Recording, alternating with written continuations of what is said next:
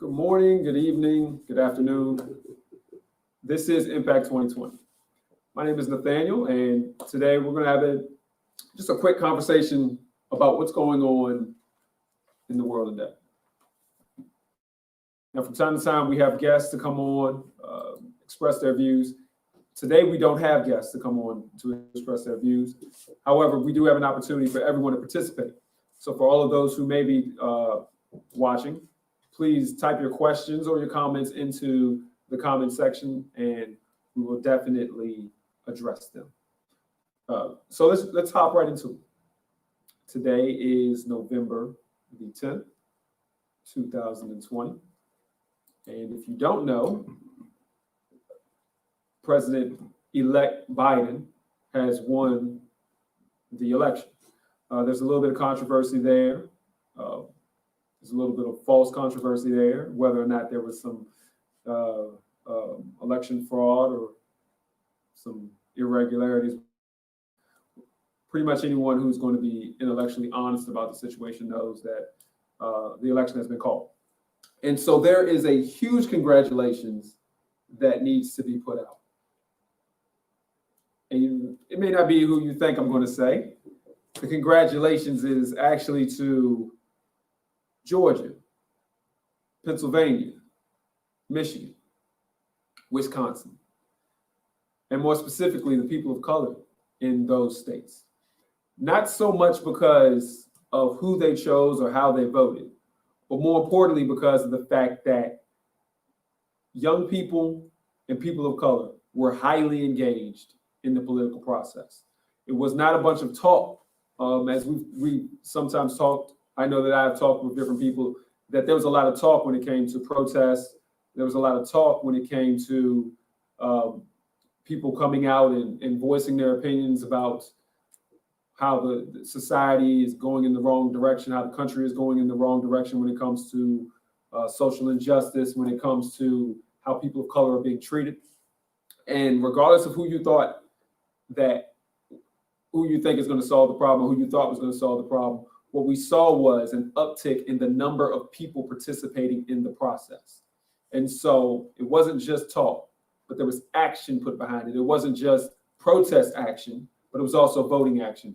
Because regardless of who you wanted to win the White House or who you wanted to win a particular political seat, whether it be the Senate or the House, what we did see was a significant uptick in participation. The numbers, the largest numbers that we've seen, especially in the Black community. More Black people voted and participated this time than they did in 2016. And so it's a huge congratulations to all of those people. Hopefully this is the first step for a lot of new voters. Hopefully this is the first step for a lot of people who are participating, because what needs to happen is participate in the process from the voting and the election part, but we also need to participate in the process on the political spectrum. We can't always let other people make decisions for us. If you think that the wrong people are representing your position, then maybe you are the person that needs to be representing the position. Maybe you need to get involved. Maybe you need to be on a campaign. But don't let the election and voting just be the only step. Just let's make it the first step. And so as we've gone with social injustice, and as we've talked about where we've moved over the past couple of months on this journey that we've taken together, we've come to a lot of different conclusions. One of the conclusions was that we need to make sure that we voted, and we can check that off. We did that. One of the other things is to make sure that we get back into our community and work into our community, spend money into our community and put back in education, cooperative economics, that sort of thing. And one of the other things that we talked about is what happens after the election.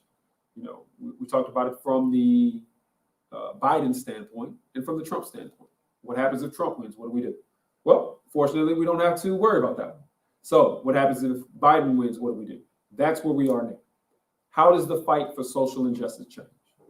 Well, one of the things that I do know is that now we're going to have some new players and participants in the process. And at the same time, we're going to have the same old participants in the process.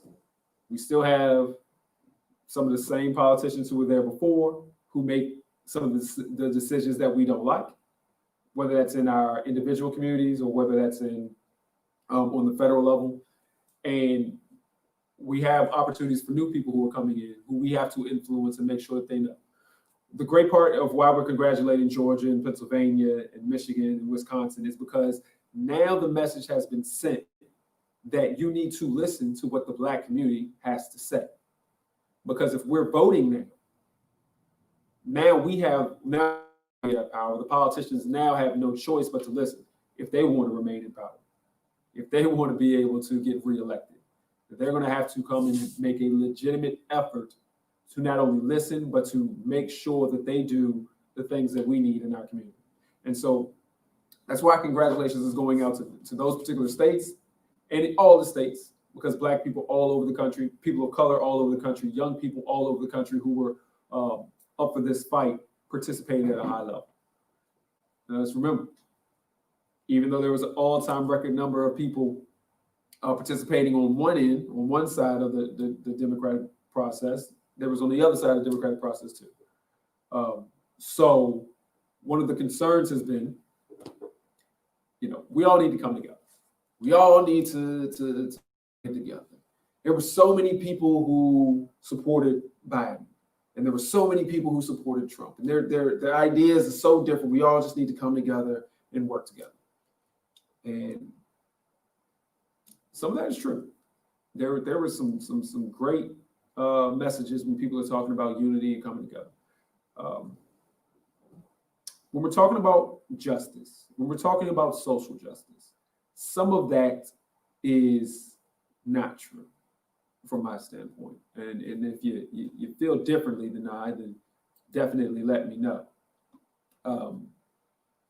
But I don't want to come together with my adversary or my enemy in the sense of, all right, what you're doing is cool and what I'm doing is cool and let's find common ground. I don't necessarily want to do that. So if your idea is my ideas of Black Lives Matter and Black people, our individuals' lives matter, I don't want to come to common ground with someone who thinks my life is not important and it doesn't matter. We can come to common ground on different issues here and there, but you are my adversary. You are my enemy in this particular issue. And there is no coming together on that. You're either going to respect us and respect me and respect our position, or you're not. And so when it comes to that compromise there, when they're like, oh man, we need to come together, that's a question that you really have to ask yourself. I don't want to be cool with the Klan. I want to prevail over them because what they're doing is harmful to not only me and my family, but to everyone who looks like me, to people who are different from them. So there is no compromise there in the sense of let's all come together. We have to remember that. So let's not soften, because that's what I'm hearing. Let's not soften the resolve that we may have because you feel like, okay, the political person that I wanted is now in office. Let's continue the fight, continue the push. When you get when you get a little bit further, don't then soften up and compromise and be like, oh, let's get together in kumbaya moment. But what we need to do is continue on and push on even further to make sure that those people who are trying to be oppressors or trying to be oppressive in the moves that they make no longer have the ability to do so. And so we have a comment here. Let's see if I can get this here. So we need to make a big push for the Congress. That's a good point. One of the things is the battle or the voting issue is not over for most of us. In the immediate, for the Congress in Georgia, they still have another election. They're going to have special elections in the beginning of January. And so if you believe that one person is for social justice and another person isn't, you need to make sure that you make a push for that. So let's go to that specifically. In Georgia, there is a young lady, Senator, I don't know how to say her name, Loeffler, but she is avidly against Black Lives Matter. She owns the Atlanta Dream, the female basketball team down there, and she's against Black Lives Matter. She is not a friend of the movement. She does not want to push along social justice. She does not want Black people to have the same rights and the same safety when it comes to being able to be out in the community as white people. She's an adversary of change and progression for civil rights.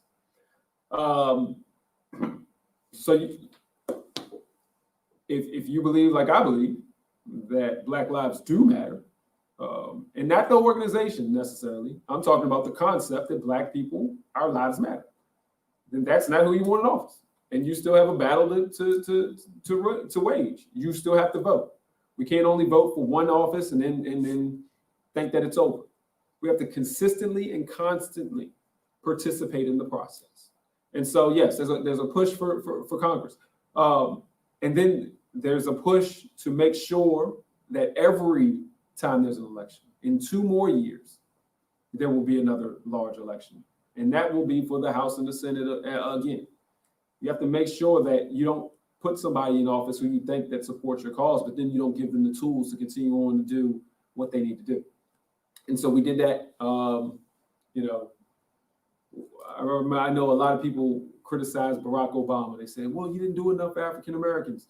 Well, he got elected, and then Black people disappeared, and he lost control of the House and the Senate, and he wasn't able to do the things that he wanted to do.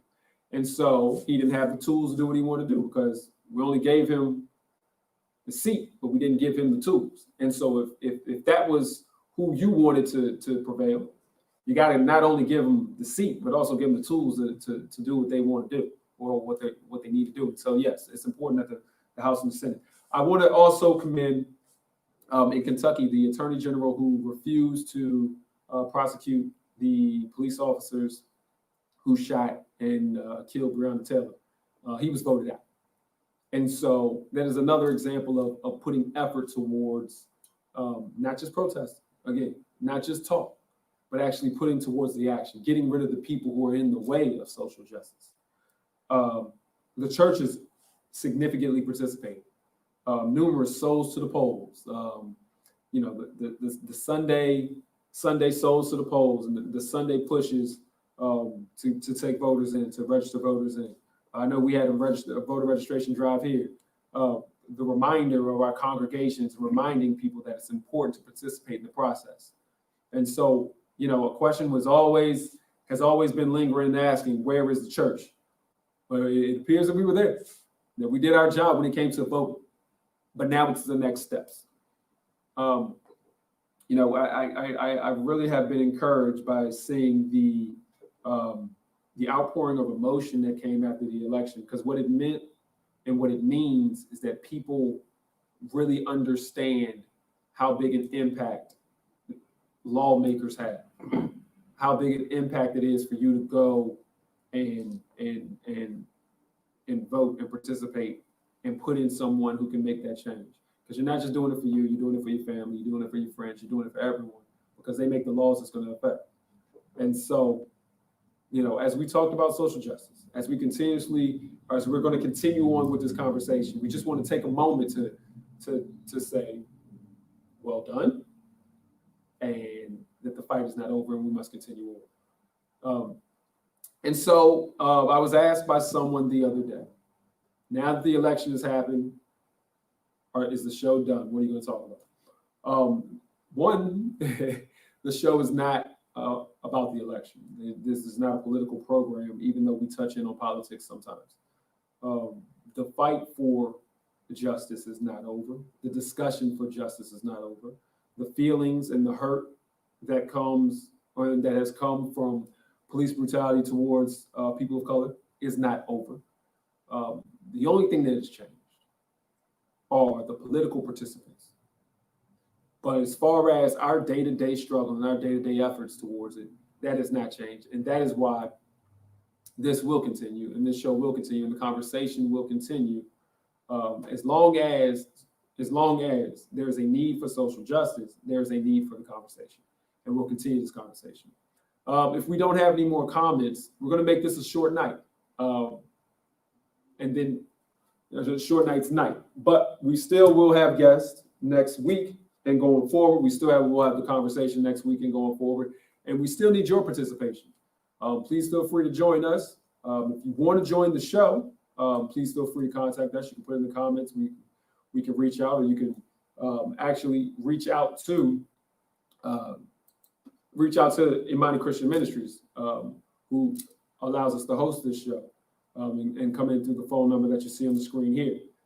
Give us a call. Let us know. Leave a message and let us know that you want to participate. And also, we appreciate the participation of comments, as always. And we appreciate you for tuning in and watching it, whether you do it live or whether you do it on the back end. So again, congratulations to everyone who voted, everyone who got involved, especially the first-time voters. And remember that regardless of how you feel on the political spectrum, the fight for social justice is not done. Thank you, appreciate you, and please join us again next week. This is Impact 2020.